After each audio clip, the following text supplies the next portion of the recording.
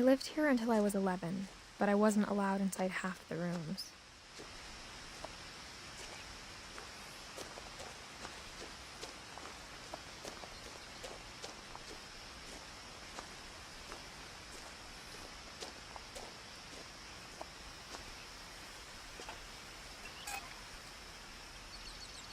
Inside the mailbox were bills from 7 years ago, marked urgent, open immediately.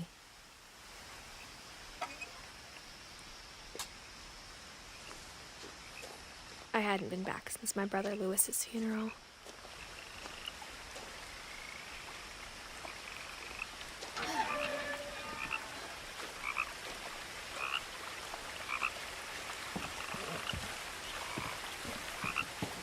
In her will, my mother left me a key, but didn't tell me what it unlocked.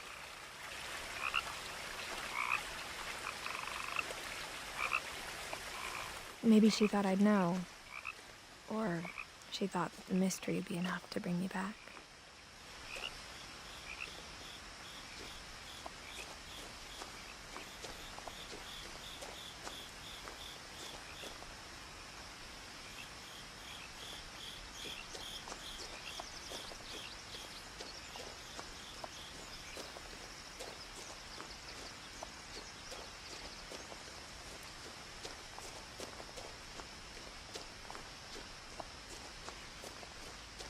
No one had driven this way in a long time, but I saw a few hoof prints.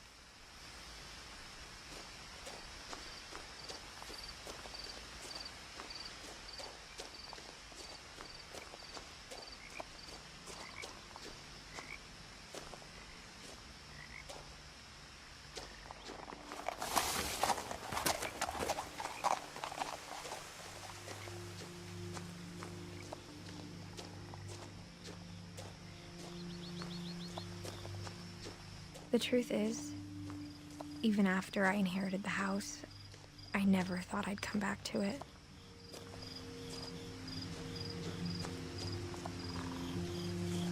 But now I had questions about my family that only the house knew the answers to.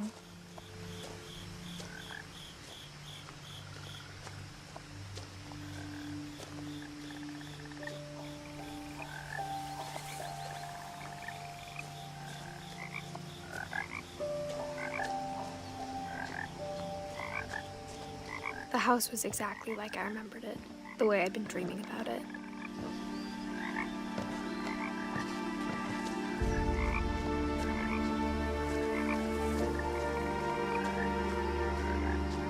As a child, the house made me uncomfortable in a way I couldn't put into words.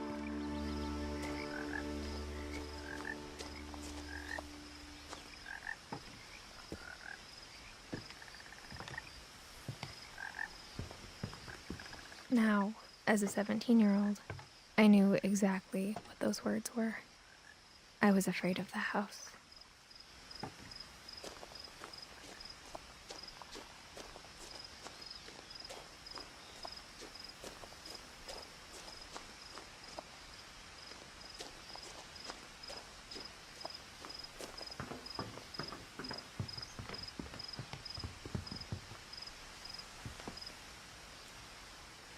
I hoped the key might unlock the front door. It didn't.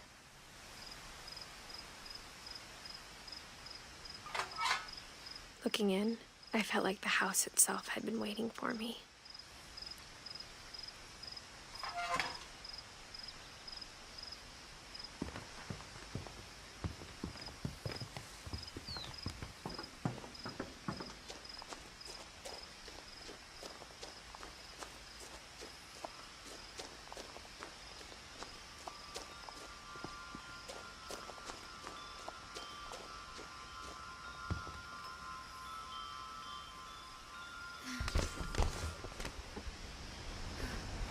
Crawling through the doggy door used to be a lot easier when I was 11.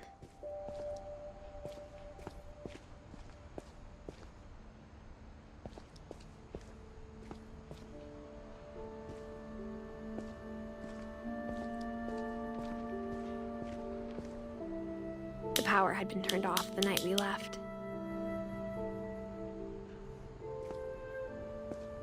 For the first time in years, felt like I was home.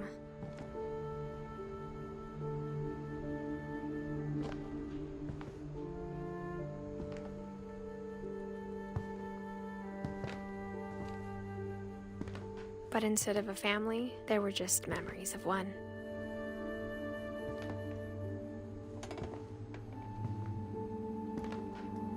Like how only one restaurant would deliver to our house, so we had Chinese a lot.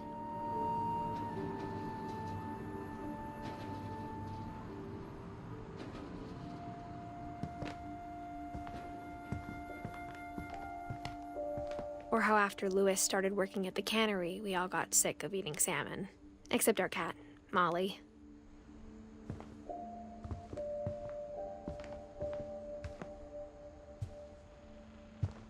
The table was still a wreck from the night we left.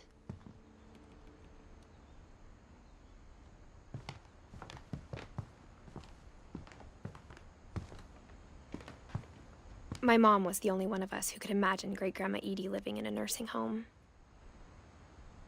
It was like a bomb had gone off, killing everyone but sparing the furniture.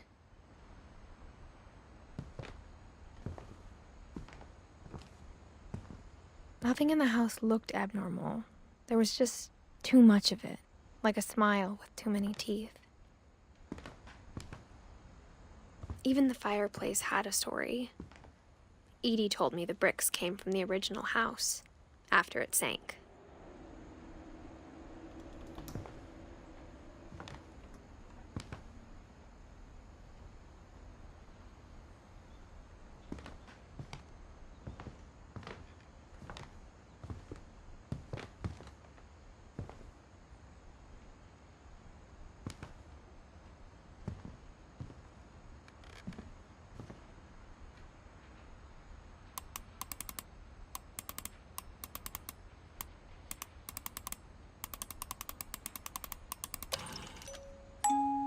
Great-Grandpa Sven built a music box for Barbara, along with the rest of the house.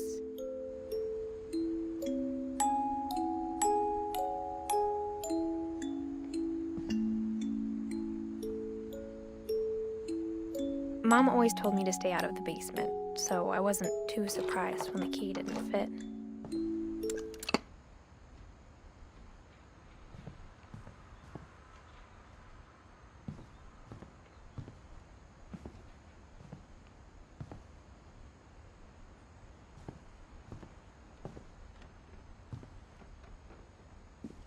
After Milton disappeared, Mom sealed up all the bedrooms.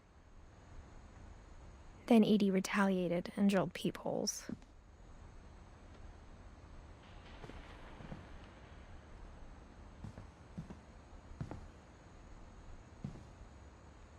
I spent a lot of time playing in Great Uncle Walter's room.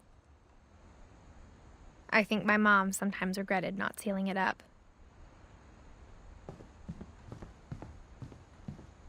Louis told me there were secret passages, but I never believed him.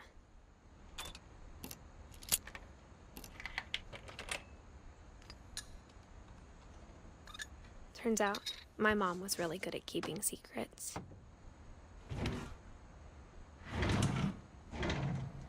Now it was time to find out what my mom had been afraid of.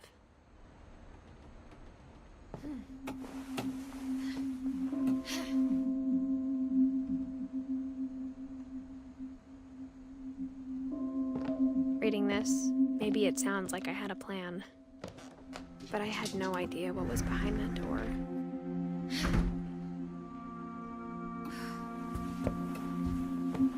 Just like I had no idea where all this was gonna lead.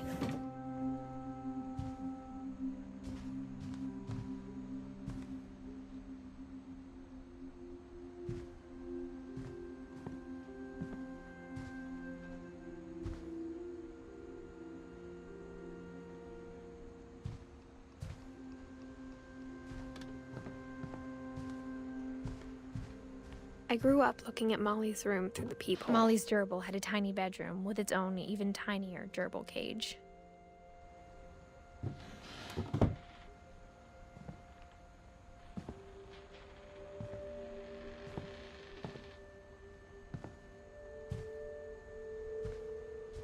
Being inside for the first time, I felt like I'd stepped behind a painting.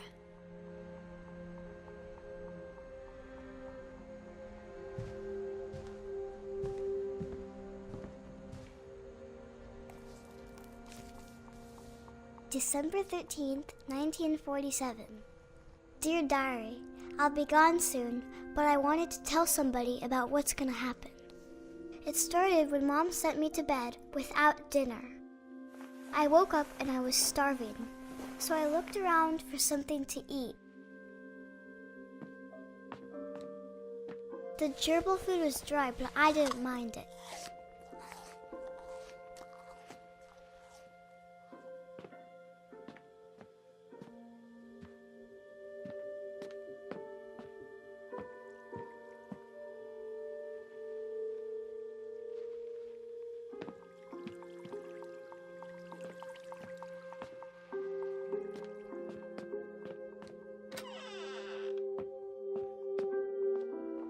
I kept eating and eating.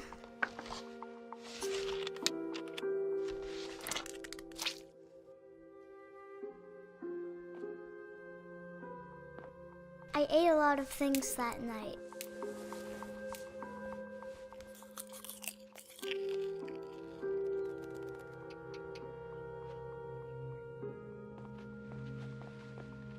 Then I heard chirping outside my window.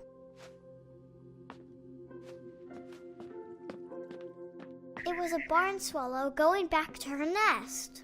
I reached out for her.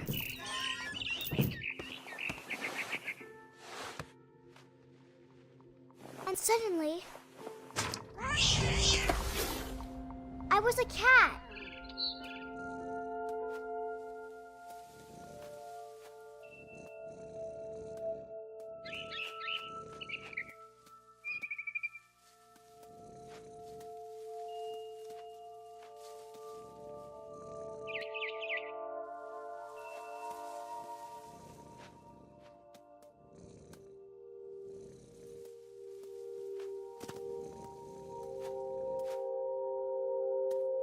I tried to be quiet, but the bird was really scared.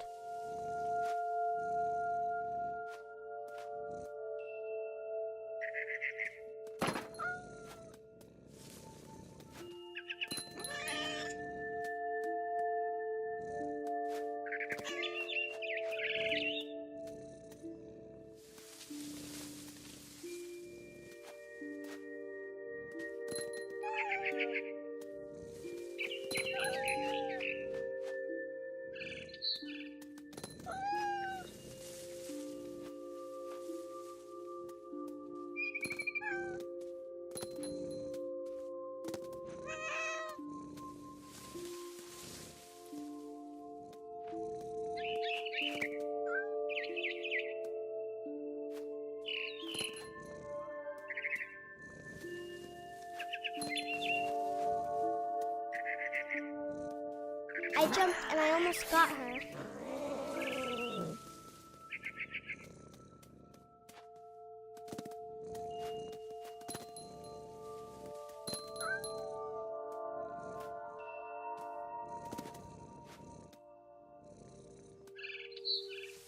I could tell she was getting really tired.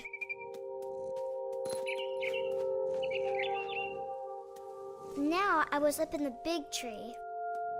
I promised Dad I wouldn't climb it anymore. All I cared about was eating that mama bird.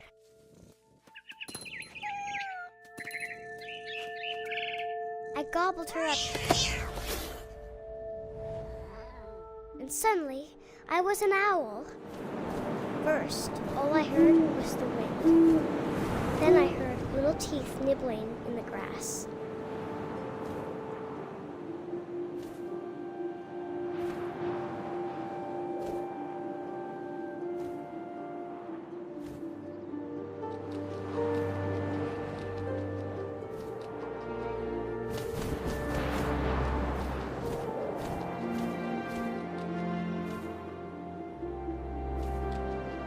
Rabbits.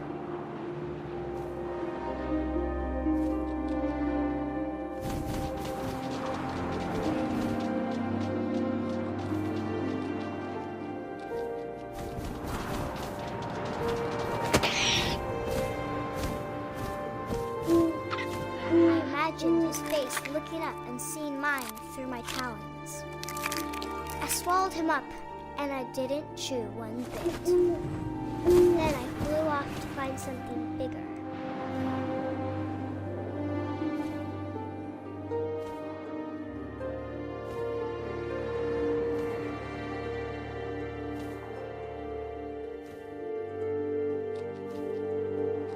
A mama rabbit.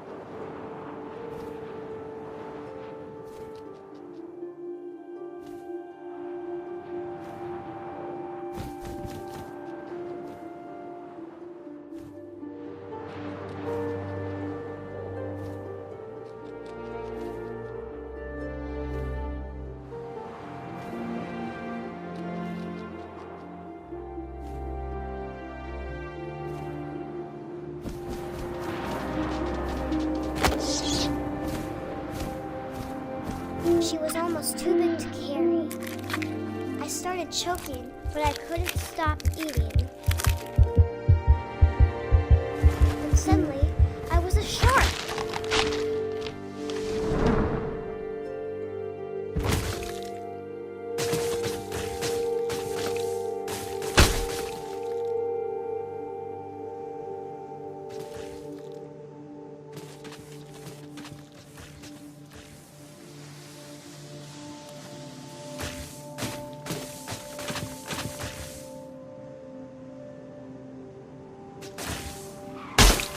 I rolled off a cliff and into the ocean.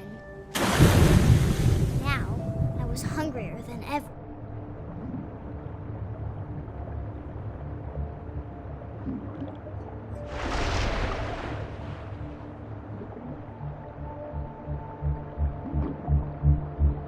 I wanted fat, juicy seals. I tore off her flipper, and it tasted really good.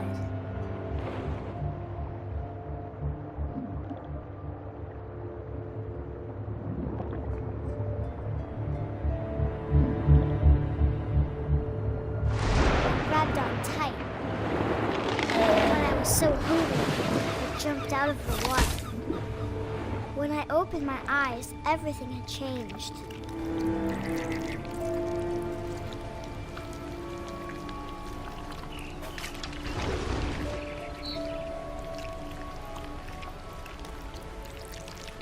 Now I was a monster, and I smelled people everywhere.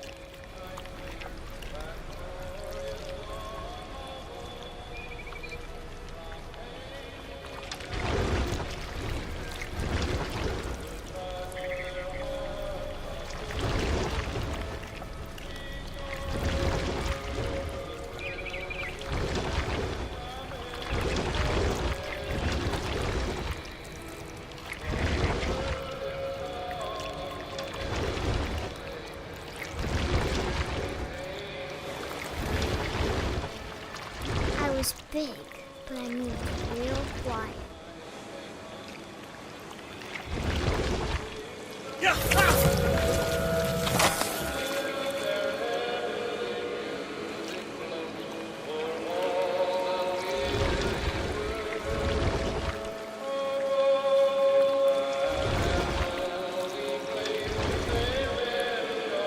I wanted to stop, but also I didn't.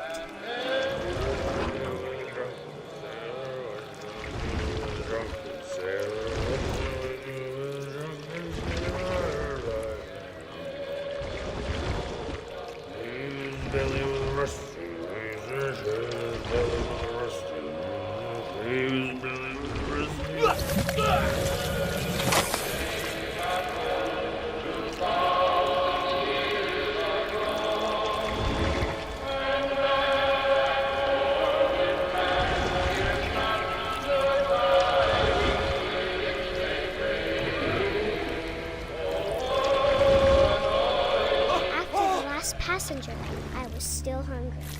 And to cross the water, I smelled something new. Something I had to have, so I swam towards it.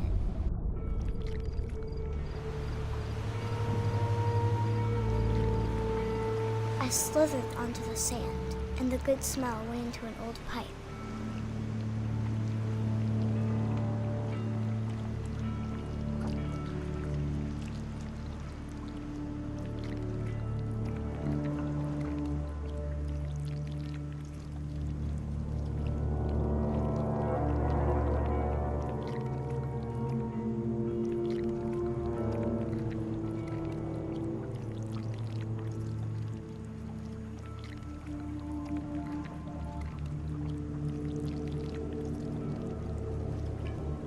I got closer and closer.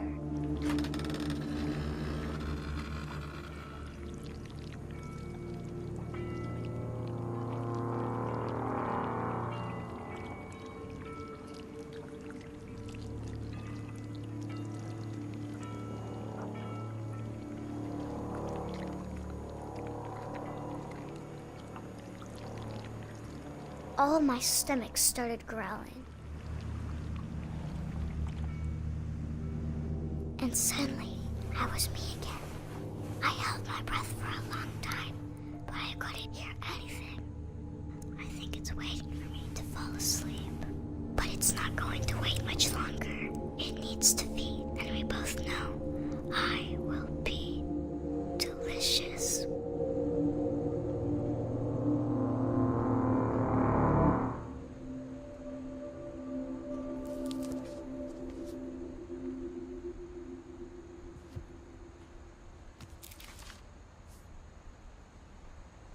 I'm not sure if I believed all of that, but I'm sure Edie would have.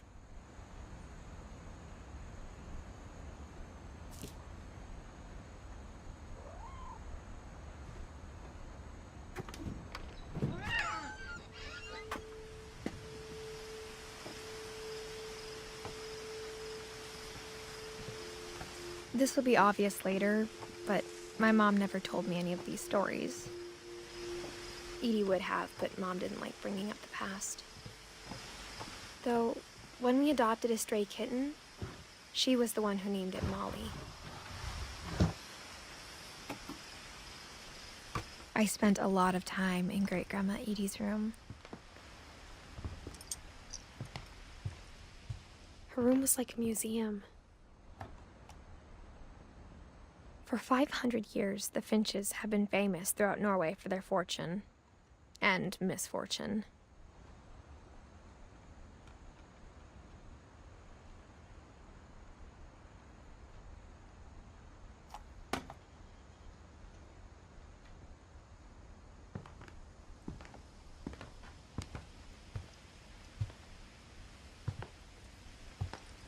Edie gave a big interview about a mole man living under the Finch house. My mom was furious. When Edie told people Sven was killed by a dragon, she could also have said he was building a dragon-shaped slide that collapsed. She could have, but she didn't.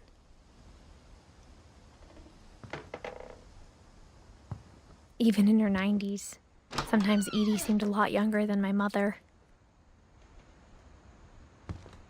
The only trace Grandpa Sam's first wife, Kay, left on the house was the pink bathroom.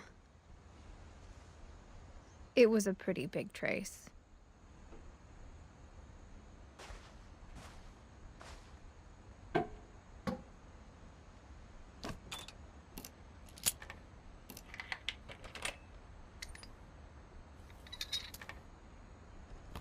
There's a secret in this bathroom.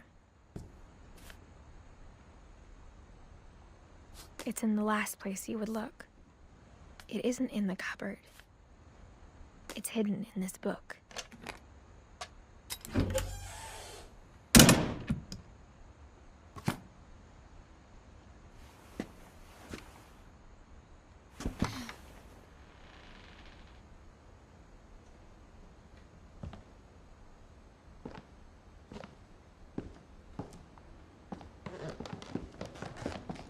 From the paintings on the wall, it was clear my brother Milton had been here before me.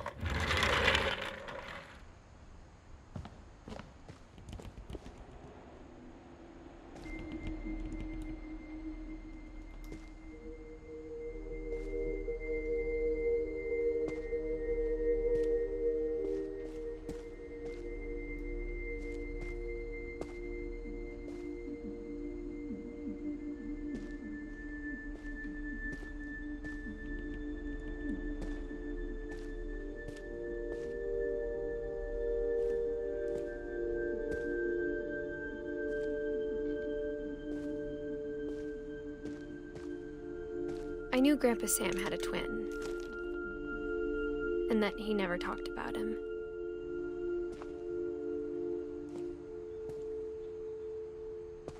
I guess my grandpa didn't like history any more than my mom did.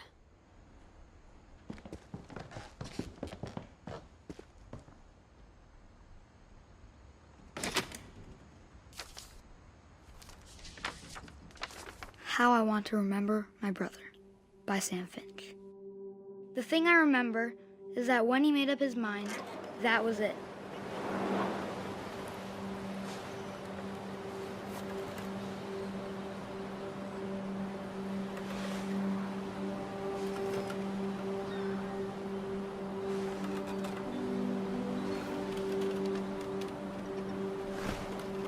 My brother said he'd die before he ate another mushroom, and he did. At Barbara's funeral, we swore we'd never be afraid again, and he wasn't. I think Calvin always wanted to fly. Sam! Calvin! Dinner's ready! Coming! But that day, he finally made up his mind to do it. I told him going around was impossible. Maybe if I hadn't said that,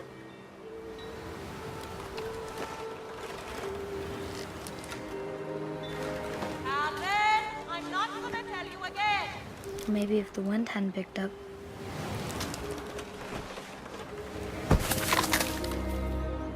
then maybe he'd still be here. But I doubt it. I think he'd already made up his mind. That's what I want to remember about my brother.